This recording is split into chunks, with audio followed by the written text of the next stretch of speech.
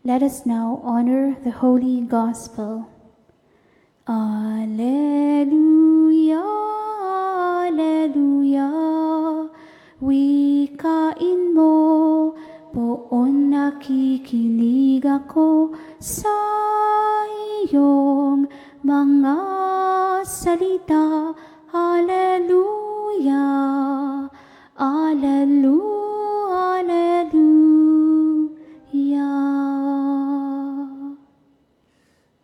The Lord be with you. And with your spirit. A reading from the Holy Gospel according to Matthew. Glory to you, O Lord. A young man approached Jesus and said, "Teacher, what good must I do to gain eternal life?" He answered him, Why do you ask me about the good? There is only one who is good. If you wish to enter into life, keep the commandments." He asked him, "Which ones?" And Jesus replied, "You shall not kill. You shall not commit adultery. You shall not steal. You shall not bear false witness. Honor your father and your mother. And you shall love your neighbor as yourself." The young man said to him, "All of these I have observed. What do I still lack?" Jesus said to him, "If you wish to be perfect, go sell what you have and give to the poor, and you will have treasure in heaven. Then come, follow me." When the young man heard this statement, he went away sad, for he had many possessions. The Gospel of the Lord. Praise to you, Lord Jesus Christ. So let me start with this reflection. Yung naranasan niyo na ba yung mahalaga lang kayo dahil may kailangan sa inyo? When somebody will approach you because they need you, no? They need something from you. Well, kaming mga pare, usually we have that experience. Not that I'm complaining. Part of our ministry yan. Sabi nga, it goes with the territory. No?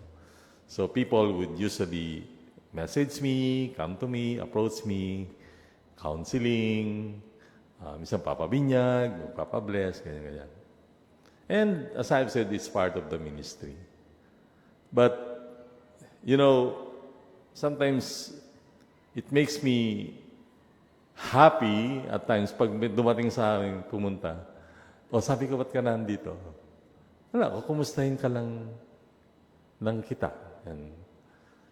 Yung bang pupunta dahil hindi yun dahil may kailangan sa'yo, kundi dahil gusto ka lang makadaupang palad. Yeah. Sometimes, you know, it's good to meet people like those. No? Let me just clarify, hindi masama ho, yung may kailangan. Pero di ba, sometimes when people come to you just because they want to have an encounter with you, to spend time or waste time with you, that seems to be a good encounter. No? Because the person wanted to meet your person, not because of what you can provide.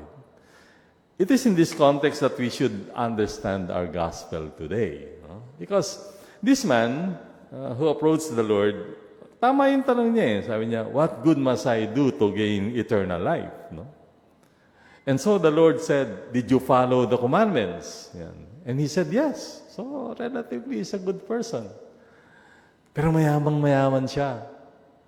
And then the Lord said, okay, if you really want to have eternal life, go sell everything and follow me.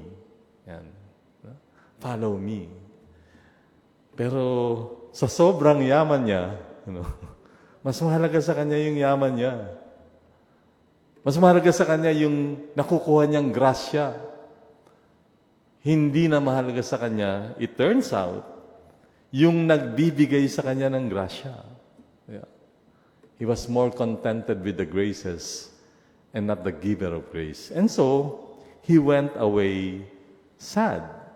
Kasi ang point ng Panginoon, it's about discipleship, no? Yung pagiging alagad. Discipleship is not just following what God had asked us to do. It is about following Him who asked us to do something. So we're not just after the commandments, we're after who gave the commandments. Yeah?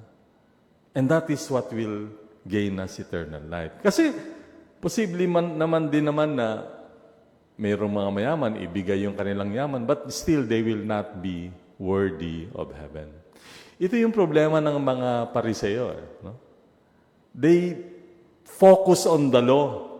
Para sa kanila, basta sundin mo lang yung mga commandments, okay na yun. No, it's not enough. You have to establish a relationship with God.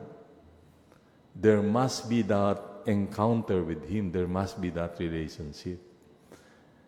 In fact, you must come to a point when it is Him you want rather than anything you can get from Him.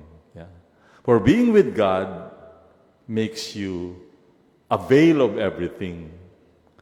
But if you are not with God, you're just limited with what you can get from following the commandments. So, sana wag tayong matulad dito, no, sa taong ito.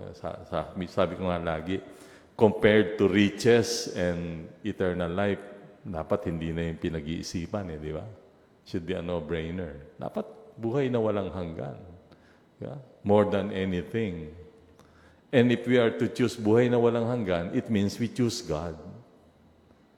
It's unfortunate that this man chose riches more than eternal life. In a way, he was actually choosing riches rather than God. He was choosing the grace of God rather than the God of grace.